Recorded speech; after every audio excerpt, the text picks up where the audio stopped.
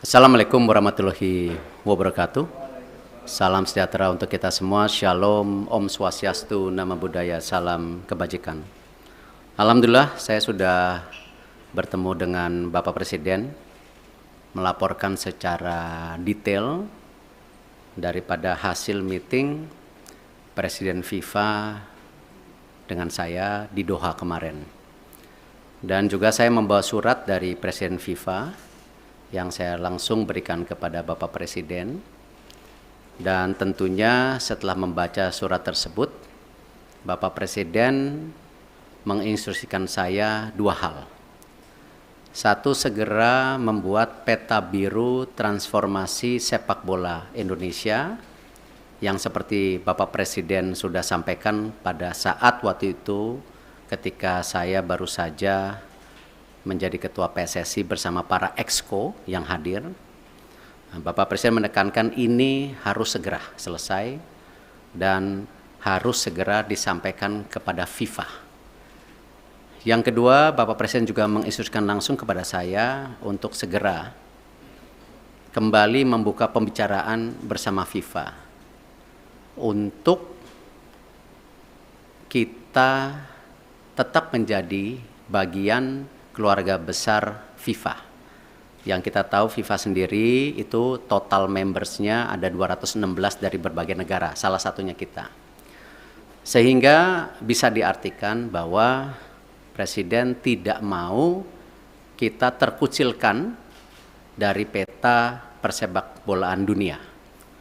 Nah, karena itu saya tentu akan berusaha keras memastikan transformasi sepak bola Indonesia ini terjadi, bukan wacana, tapi benar-benar terjadi.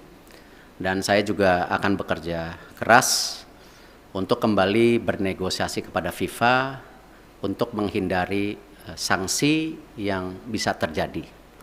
Karena dari FIFA sendiri tentu mengharapkan hal-hal ini tidak terjadi, tetapi tentu kalau kita lihat dari suratnya itu jelas bahwa FIFA sedang mempelajari dan mempertimbangkan sanksi untuk Indonesia.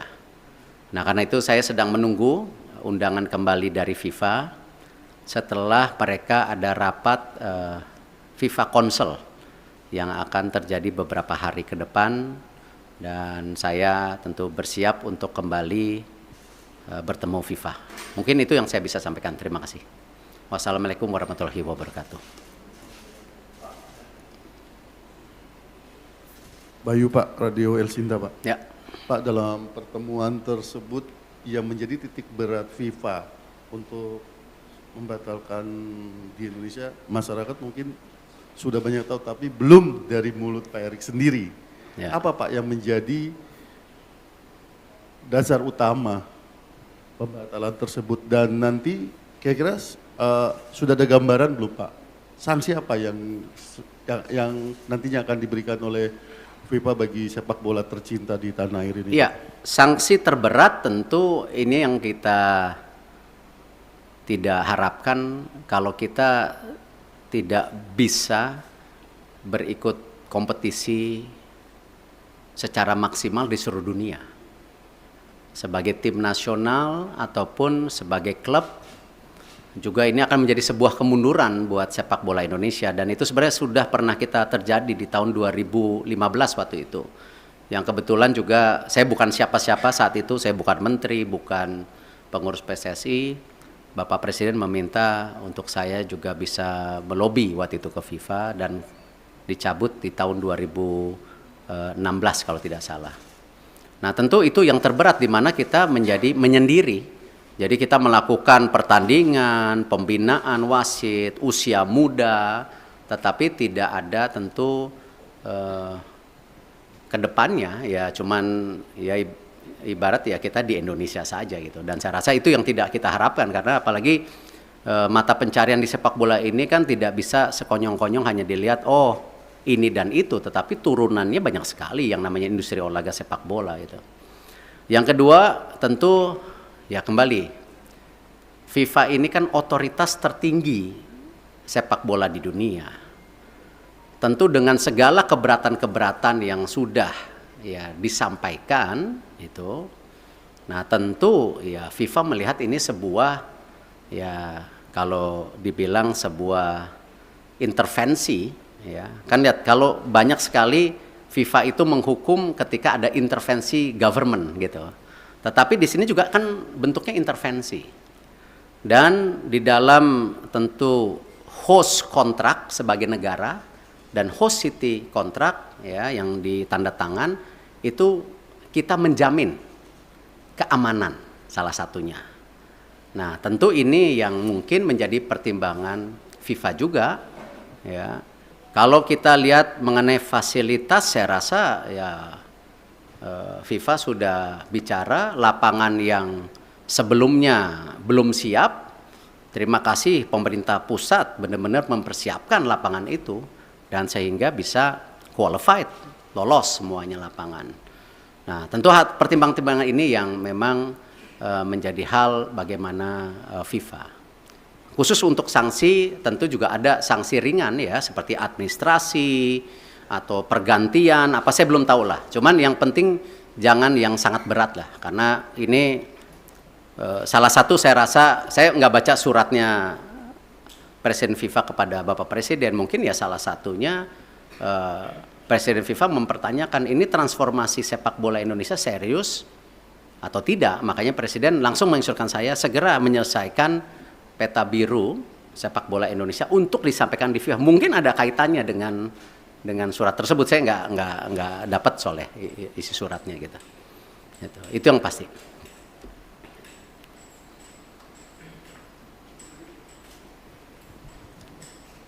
Terima kasih Pak. Saya Anto dari Harian Kompas Pak.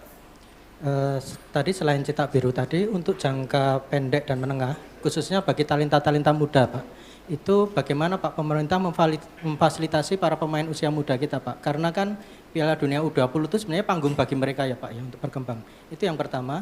Kemudian yang terkait yang kedua tadi Pak soal Indonesia supaya tidak terkucilkan oleh FIFA. Israel kan juga anggota dari FIFA Pak. Sementara Indonesia ada rencana bidding Piala Dunia 2034 ya Pak. Itu gimana Pak kelanjutannya? Karena presidennya udah ada di sini Pak. Kalau ini tidak dibenahi sikap tegas kita terhadap memposisikan Israel itu nanti akan terulang lagi kayak ini Pak. Terima kasih Pak Erick. Ya, saya rasa hari ini kita jangan berpikir terlalu jauh dengan mimpi-mimpi 2034 ada Piala Dunia, ada Olimpiade yang kemarin juga di G20 disampaikan antara Presiden IOC Thomas Bach dan Indonesia. Saya rasa mungkin dengan berat hati ya kita bicara penyelesaian ini dulu. Karena itu sesuatu yang saya rasa belum menjadi sebuah hal yang prioritas hari ini. Gitu. Yang pasti ya tentu tadi disampaikan bahwa Presiden tadi bicara sama saya, Presiden akan juga mengundang Timnas U20 1-2 hari ini. Saya tentu ada mekanismenya dari istana yang akan melakukan itu. Nah, Bapak Presiden beliau sudah menyampaikan solusi-solusinya dan tentu saya bilang Bapak saya ikut aja karena ini memang kan pemerintah yang harus hadir. Dan ini kenapa juga kemarin ketika pemilihan ketua PSSI kan sempat ada isu-isu seakan-akan pemerintah selalu di dalam wacana mengintervensi. Kan sebenarnya statuta FIFA itu jelas. Siapapun boleh menjadi exco selama mengikuti statuta. Nah, ini jangan juga kita terbelenggung seakan-akan ketika ada tentu tokoh atau representatif dari pemerintah lalu itu melanggar statuta FIFA ya yang selalu diwacanakan government intervensi. Tidak. Nah, buktinya kita aman-aman saja gitu loh. Nah, inilah yang kenapa saya rasa pemeran pemerintah untuk pembangunan tim nasional, infrastruktur itu menjadi sangat penting. Tidak mungkin sebuah negara yang seperti Indonesia yang sedang ingin maju, masuk dalam kategori negara berkembang, lalu olahraga sendiri menjadi terpisahkan. Ya tidak mungkin karena ini bagian dari tadi bagaimana kita membentuk yang namanya dorongan supaya apa? Terciptanya olahraga yang baik gitu. Dan ini yang kenapa kita selaraskan semua program ini secara bersama-sama gitu. Terakhir ya. Selamat siang Pak Erik, Fajar dari Tempo. Pertanyaan pertama mungkin penegasan sedikit lagi Pak, di surat FIFA itu kan nggak ada soal Israel Pak ya, hanya ada kanjuruhan yang terjadi tahun lalu. Nah penegasan sebenarnya pembatalan pencoretan Indonesia ini karena kanjuruhan seperti yang di surat atau memang karena penolakan timnas Israel di tanah air, itu yang pertama Pak.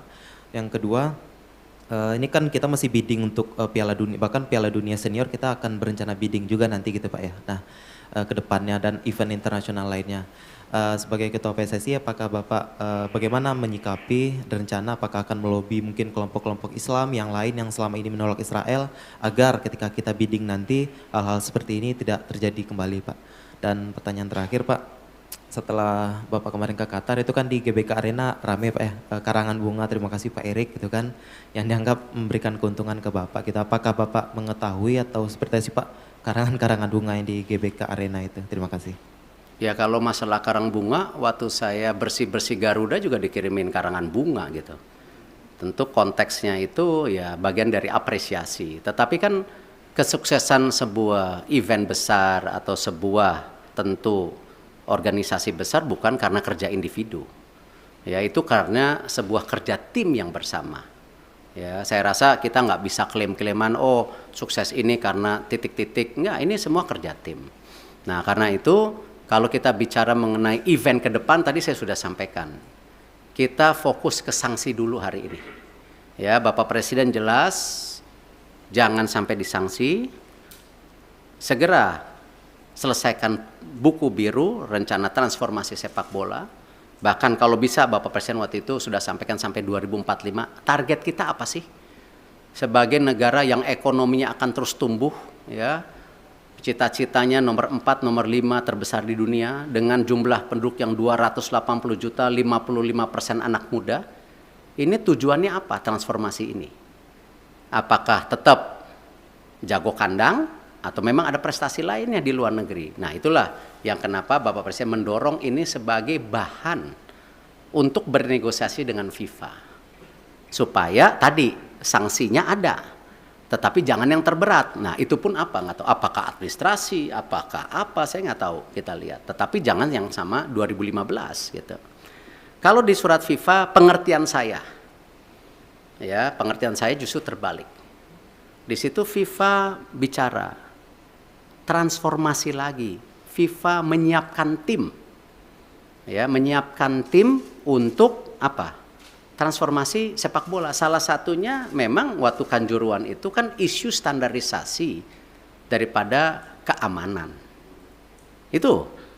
Nah karena itu saya habis ini langsung akan telepon Pak Basuki. Ya, Pak Basuki waktu itu sudah paparan dengan Bapak Presiden. Sudah ada 22 stadium yang diaudit oleh Bapak Presiden. Ya, oleh pemerintah, oleh Bapak Presiden itu. Nah di situ sudah ada kondisinya yang ringan, yang berat. Nah, ini harus distandarisasikan. Nah, kenapa juga ya FIFA mengecek lapangan yang 6 dipakai ini sesuai standar atau tidak juga karena itu. Jadi memang security and safety itu menjadi penting.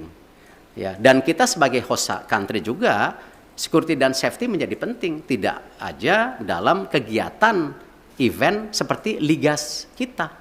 Liga-liga kita kan isunya sama nanti ke depan. Bagaimana supporter bisa pulang ke rumah. Gitu. Nah ini yang harus kita bangun security dan safety. Dan saya rasa ini menjadi hal yang sangat kita harus standarisasikan. Yang namanya manajemen pertandingan, manajemen lapangan pertandingan, itu harus menjadi hal-hal standar. Kalau memang kita mau juga menjadi transformasi. Jadi itu yang saya bisa sampaikan. Terima kasih. Wassalamualaikum warahmatullahi wabarakatuh.